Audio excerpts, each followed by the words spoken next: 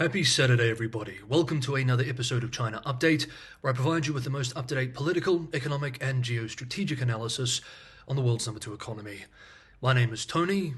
Now, before we jump in, there is one quick thing I wanted to discuss. A few hours ago, the channel hit 80,000 subscribers. When I first began China Update, I thought that I would be lucky if a couple of hundred people subscribed to follow along my nerdy exploration of this country. I was shocked when the channel hit 1,000 subscribers, and I was more than shocked when it hit 10,000. Now it hit 80,000, 4/5 of the way to 100,000. It's a reminder of how far the channel has come and just how lucky I am to do what I do on it. I don't consider myself an analyst or an economist or a commentator or a journalist. I simply consider myself curious about this country and trying my best every day to understand its complexity and its implications for the world and the future. And with the channel China Update, I hope to share this with as many people as want to come along on the journey. I felt incredibly grateful, thankful, and privileged when it was 100 people, then 1,000, then 10,000, and now 80,000 of you following along to share on this journey of understanding. I will continue to do my best on this journey of exploration, and I thank you all for coming along. Thank you. And one very quick thing which I never thought I would have to discuss. I've received about 50 messages about this, so I'm going to say this once and then not bring it up again. No, I do not, nor have I ever, dyed my hair. This is my natural hair color. Now on that bombshell, finally, let's jump in. This week, Huang Yiping, Dean of the National School of Development, Professor of Peking University, and member of the Monetary Policy Committee of the People's Bank of China, China's central bank, published an opinion to coincide with the Central Economic Work Conference this week. Now, the piece is very politically correct. He writes in an optimistic manner, but what he discusses are serious structural and systemic issues, crises even, which threaten the entire system if not resolved. This is a strong warning to policymakers, wrapped in warm and politically correct language. In the piece, the prominent economist argued that in 2024, China's economy showed signs of slowing down, with GDP growth falling from 5.3% to 4.6% during the first 3 quarters, prompting fears that the country might miss its annual growth target of around 5%. Despite this, he says, China's economy may be turning the corner, thanks to recent policy interventions. However, he warns that the outlook in 2025, quote, is fraught with significant challenges that will require targeted action from policymakers, end quote. The first major challenge facing China in 2025, he writes, is stabilizing the property sector, a key pillar for the economy. Real estate contributes roughly 20% of GDP and accounts for 70% of household wealth, he writes. Yet the sector remains in a fragile state, with land sales and property investments still weak. Addressing this issue is crucial, as further instability in the property market could dampen consumer confidence and hinder economic recovery. The government will need to implement comprehensive policies to restore stability and ensure the sector's role in the broader economy. The second challenge, he writes, is the fiscal pressure on local governments. Over the past few years, local authorities have struggled with declining revenues, particularly from land sales, which once formed a major part of their income. As a result, local governments have been forced to reduce spending, cut official salaries, and pursue aggressive revenue collection tactics, including chasing back taxes and detaining entrepreneurs. We have covered all of this, of course, on China Update. This fiscal strain could have a negative impact on growth, as reduced public spending and fiscal instability discourage both investment and consumer confidence. Huang argues that the central government must step in to address this imbalance, potentially by transferring more general-purpose revenue to local governments. More fundamentally, China will need to rethink the distribution of fiscal responsibilities between central and local authorities to ensure that local governments can effectively support growth. The third challenge for China in 2025 could come from external factors, he argues, particularly from the United States. President-elect Donald Trump has vowed to impose steep tariffs on Chinese imports, with some estimates suggesting tariffs as high as 60%. Given that exports to the US represent about 3% of China's GDP, even a smaller tariff increase could have a significant impact on China's growth prospects. This external pressure comes at a time when global trade conditions are already uncertain, adding further complexity to China's economic landscape. Policymakers will need to navigate these external challenges while ensuring domestic stability and growth. Huang, in his article, concludes that while China's economic future will require both immediate stimulus and long-term structural reforms, the immediate priority should be to implement a robust stimulus package to kickstart growth. Once the economy stabilizes, he writes, the government can shift focus to deeper structural reforms and boost confidence in a business environment and ensure sustainable growth in the years to come. If the government can successfully address these three challenges, there may still be hope for achieving a stable and prosperous economic future for China in 2025 and beyond, he writes. Now, for regular viewers, this will all be familiar. Huang has basically laid out the very themes which we have been following all year. This is the first time, however, that a senior official has so concisely articulated the serious structural challenges facing the Chinese economy. It's heartening to know that we have been following the right developments and we have been on top of the country in the economic realm. I hope we can continue to do so in 2025. This is a hopeful message from Huang, which is honest about the serious challenges facing the economy. However, we also note that the economy has become incredibly politically sensitive to discuss, even for top economists.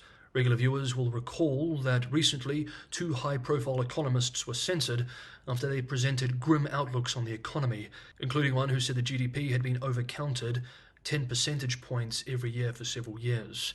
As such, Huang may not be quite as optimistic as his words here suggest. And like I said, 2025 will be a very interesting year to follow the Middle Kingdom. Make sure that you are subscribed so we can all follow along together. Next up, we have 2 developments to cover related to US-China relations. First up, specifically attracting students. According to a new report from the American Chamber of Commerce in China, AmCham, 2025 will be a pivotal year for a new initiative encouraging young Americans to study in China, as Beijing seeks to enhance people-to-people exchanges amid strained bilateral relations. In November of 2023, General Secretary Xi Jinping announced that China would host 50,000 American students over 5 years. This ambitious goal highlights a need for improved partnerships and institutional collaboration. While the initiative showed modest progress in the first year, with 14,000 US students visiting China, most of these exchanges were short-term, sometimes only a week or two.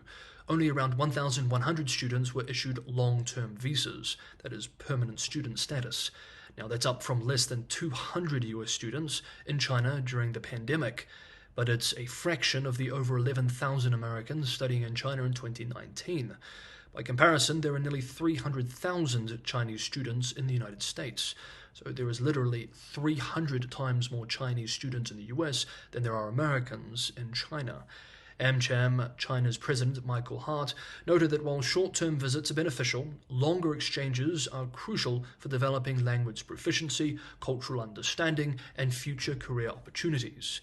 The AmCham report underscores the importance of overcoming obstacles such as visa complexities, safety concerns, and high travel costs, which can deter students from participating. Though it's not in the report, it's also commonly argued that the lack of high-quality universities and the restrictions of an authoritarian country, for example, apps which are popular in the West, from Facebook to Google being banned, are also big turn-offs for prospective students.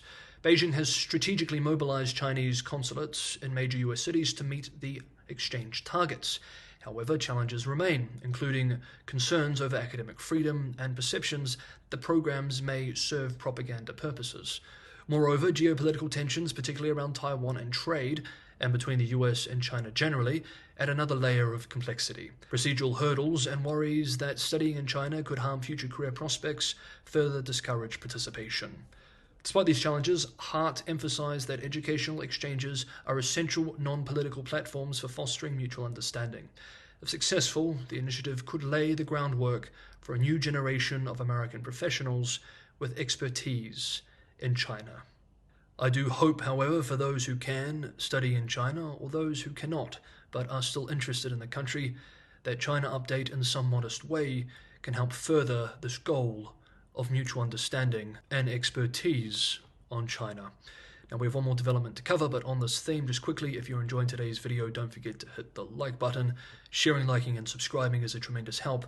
Patreon and Buy Me a Coffee links are also in the description for those who want to help keep the channel financially sustainable.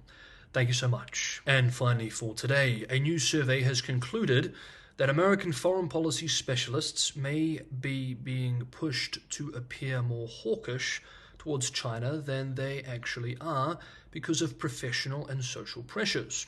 The authors of a new study, Michael Carney, a PhD student in the Department of Government at Harvard, along with Rory Trex, an associate professor of politics and international affairs at Princeton, surveyed 495 foreign policy specialists and conducted 55 in-depth interviews. They found that 21.8% of the respondents experienced social pressure to express certain views on US policy towards China. Now, there has been some pushback to these findings, which we will touch on shortly, but let's quickly note the findings of the report, which is called Under Pressure: Attitudes Towards China Among American Foreign Policy Professionals. According to the executive summary, the study produced three core concepts. Quote, first, there exists a substantial amount of variation in policy beliefs towards China among the American foreign policy community. Any consensus that does exist may be around the central framing of China as a competitor nation, but foreign policy elites hold a diverse range of views as to which policies are most appropriate to compete with China.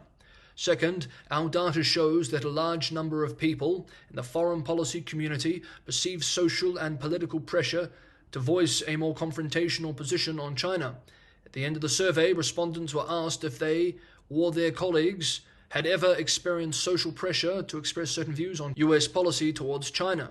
About 21.8% of respondents answered yes, 71.3% said no, and the remaining 6.87% of respondents refused to answer the question.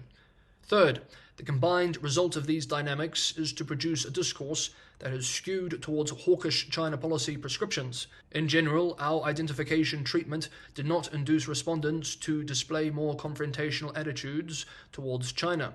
However, subgroup analysis of the set of respondents who experienced pressure demonstrate that these individuals do voice more hawkish attitudes towards China when forced to attach their names to their responses. End quote. Now, the report, if accurate, is probably worth discussion and reflection within these communities in the United States. But there has been some pushback to the report. Veteran China analyst Bill Bishop, who was not one of the people surveyed, observed this week, quote, I have heard from some who did participate in the survey that they thought the questions were leading.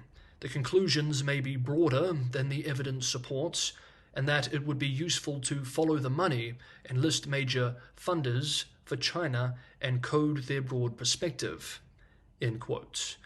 And of course, it would be interesting to see the results of a similar survey of foreign policy experts in China itself. Okay, that is today's episode of China Update. Thank you so much, everybody, for watching. Have a good Saturday. Have a restful weekend. There may be an extra episode tomorrow because there is much to cover from this week which we need to catch up on. So I will either see you tomorrow or on Monday.